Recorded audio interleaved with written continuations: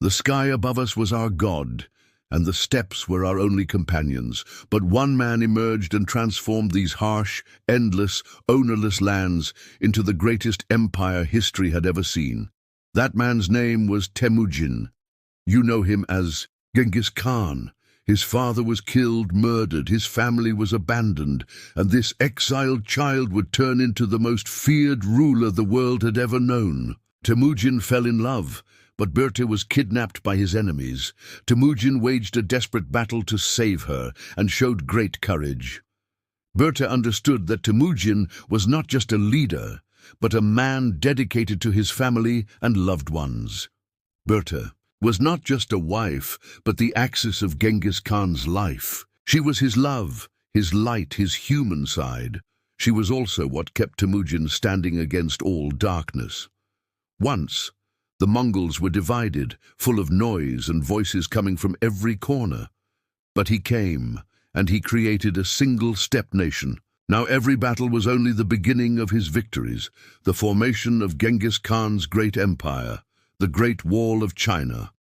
A barrier said to be unbreachable, a wall everyone feared and no one dared to fight against. But for Genghis Khan and his armies, it was merely a door, a new challenge.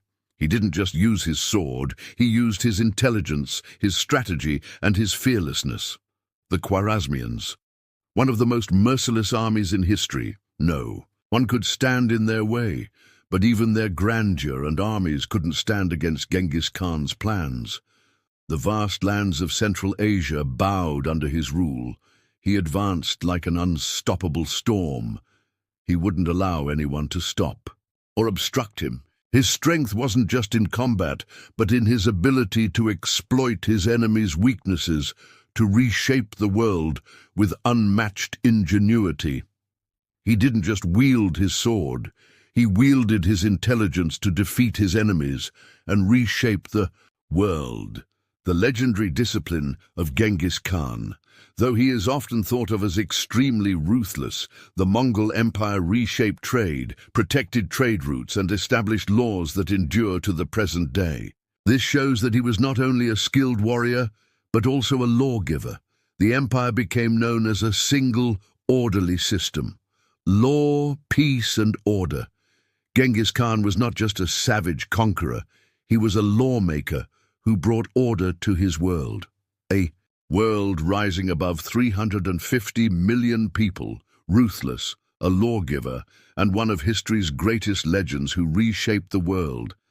Genghis Khan was not just a ruler, he was the walking embodiment of the gods of the steppes. Even though he deeply loved Börte, he was torn between the constant desire for children, the necessity of expanding his lineage, and his ambition to rule the world. On one hand, he was a man deeply afraid of losing Börte's love. On the other, he was a ruthless ruler determined to dominate the world. Though he was described as the emperor of the desert, these achievements brought him not happiness, but loneliness. No matter how powerful he became, he too, like all mortals, would taste death. Every war had an end. Even the empire, which he expanded like a pouch enlarging, would shrink and fade within history. He conquered all armies, but he could never conquer his own end. Yet his legacy still echoes today from the steppes to every corner of the world. Few, in history, have changed the world as profoundly as he did.